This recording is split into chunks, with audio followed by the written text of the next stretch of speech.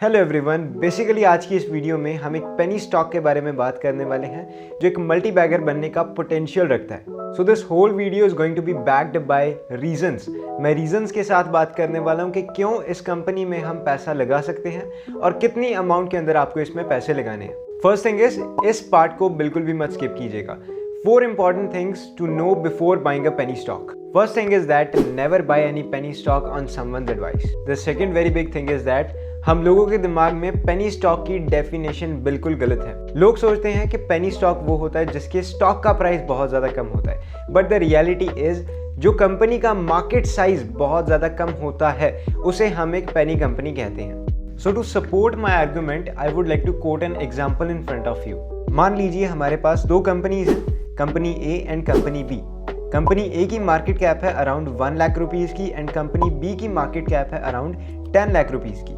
Company A ने market के अंदर अपने 100 स्टॉक्स लिस्ट किए हैं और कंपनी B ने मार्केट के अंदर अपने 10,000 स्टॉक्स लिस्ट किए हैं। इससे आपको देखने को मिलेगा कि कंपनी A के स्टॉक का प्राइस निकल कर आता है 1000 rupees as we divide the market cap with the number of stocks. Company B का जो आपको स्टॉक का प्राइस देखने को मिलता है वो आता है 100 रुपीज़। तो बहुत सारे लोग यहाँ पर कंपनी B को प्रेफर करेंगे बाय करना, बट द थिंग इज आपको कंपनी A को बाय करना चाहिए क्योंकि उसका कंपनी साइज कंपनी B से कम है। सो आई थिंक दैट आपको ये एग्जाम्पल जरूर समझ में आई होगी। थर्ड थिंग इज, बहुत सारे लोग क्या करते हैं, जब भी कोई पेनी स्टॉक अपर सर्किट्स लगा रहा होता है, कोई भी पेनी स्टॉक अगर हो तो बहुत सारे अपर सर्किट्स लगाता है एक ही बार के अंदर। तो इस टाइम पर आपको किसी भी स्टॉक को नहीं बाय करना, आपको तब बाय करना है जब कोई भी पेनी स्टॉक अपने लोअर सर्किट्स के अंदर ट्रैवल कर रहा हो। The fourth thing is always check the financials of a penny stock before buying it. अगर financials improve कर रहे हैं then only buy the company.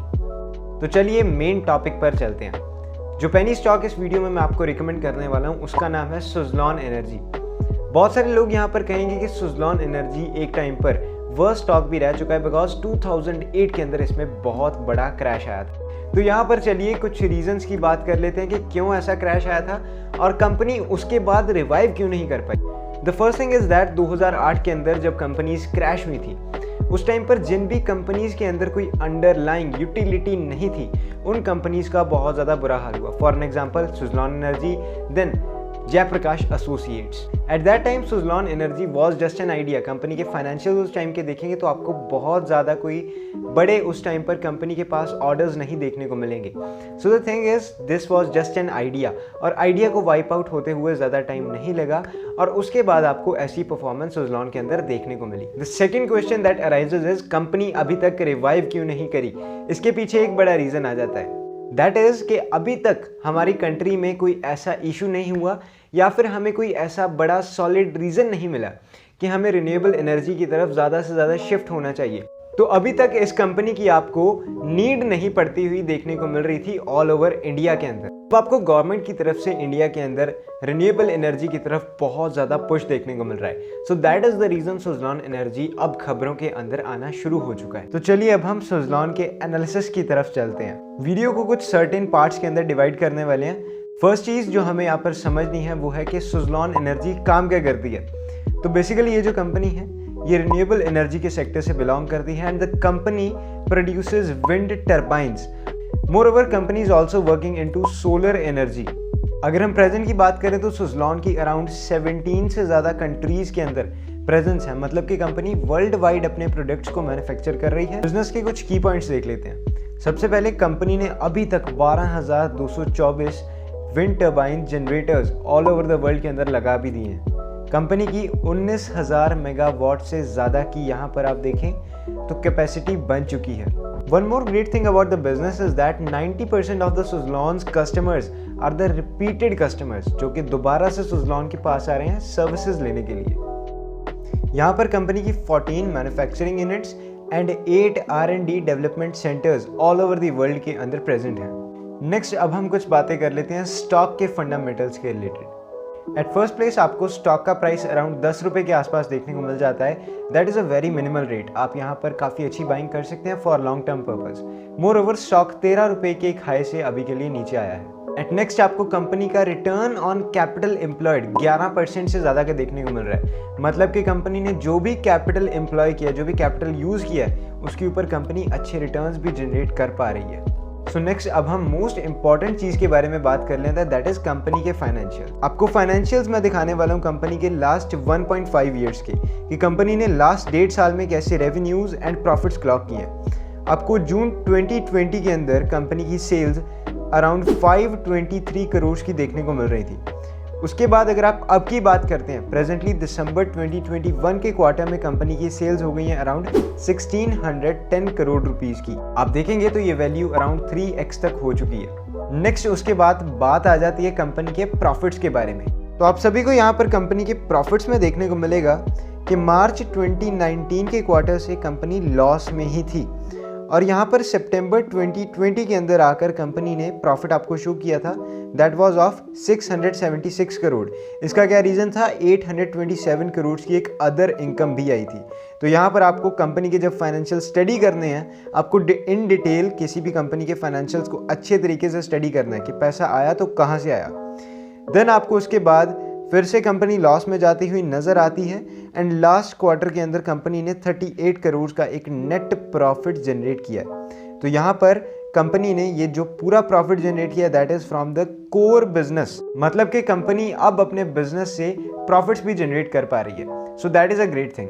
अब आपको कंपनी के लास्ट 4 साल के एनुअल रेवेन्यूज के अंदर भी काफी ज्यादा अच्छा एक बाउंस बैक आता हुआ नजर आ रहा है।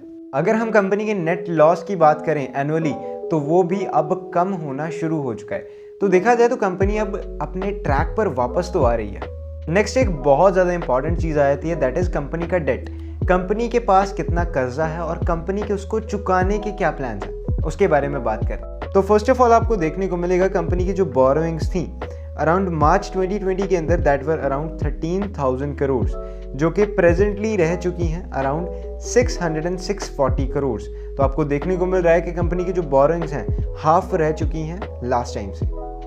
तो कंपनी ने जो अपना मोस्ट ऑफ द डेट है वो अपने पिछले कुछ क्वार्टर्स के अंदर कम किया है। तो यहाँ से हमें पता चल रहा है कि कंपनी अच्छे खासे पैसे तो अपने बिजनेस से जनरेट कर ही रही है, साथ ही साथ उसे बिजनेस के वेल बीइंग के अंदर भी लगा रही है।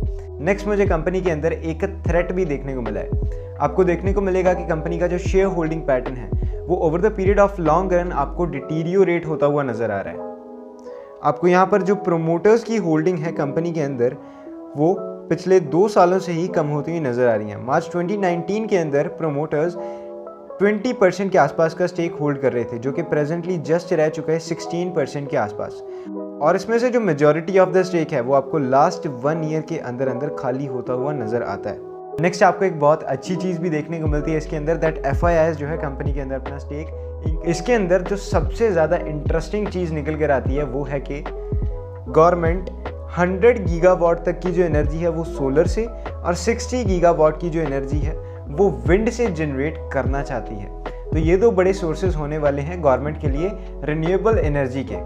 रिसेंटली इंडियन गवर्नमेंट ने 12,031 करोड़ का एक प्लान है जिसे अप्रूव कर दिया है। That plan is related to the push for renewable energy.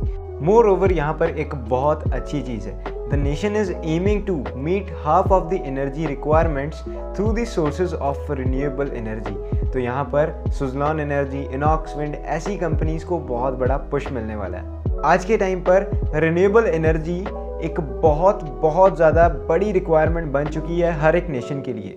Next one very much important thing is that ये सब चीज़ें हो सकती हैं, ये सब चीज़ें फ्यूचर की हैं। इसमें से कुछ चीज़ें अभी अभी हो रही हैं, and when you will be getting to see the results of your investment, उस टाइम पर आप अपनी इन्वेस्टमेंट इसके अंदर और ज़्यादा इंक्रीज कर सकते हैं। Basically if I talk about my self, तो मैं यहाँ पर इसके अंदर 1000 शेयर्स से स्टार्ट करने वाला हूँ। मैं एट फर्स्ट यहाँ पर 1000 स्टॉक्स बाय करने वाला हूँ इस कंपनी की, एंड अराउंड 10,000 तक की मेरी इन्वेस्टमेंट इसके अंदर होने वाली है। एंड मेरा जो टाइम हॉराइजन है इस कंपनी के अंदर that is of around 5 to 7 years. मैं इतने टाइम तक के लिए इस कंपनी को ज़रूर रखने वाला हूँ अपने पोर्टफोलियो के अंदर। सो बेसिकली फ्रेंड्स, ये थी आज की वीडियो एक पेनी स्टॉक के बारे में। आशा करता हूँ आपको वीडियो के अंदर सारी चीज़ें अच्छे तरीके से समझ ज़रूर आई होंगी। So if you liked today's video then please do subscribe to the YouTube channel. Moreover Instagram पर जाकर ज़रूर फॉलो कीजिए, वहाँ पर आपके लिए अच्छी अच्छी रील्स आ रही हैं। देन ऑल्सो वीडियो को जब आप शेयर करेंगे ज़्यादा से ज़्यादा तो चैनल और ज़्यादा ग्रो होगा। देन मिलते हैं नेक्स्ट वीडियो के अंदर। Till then bye bye.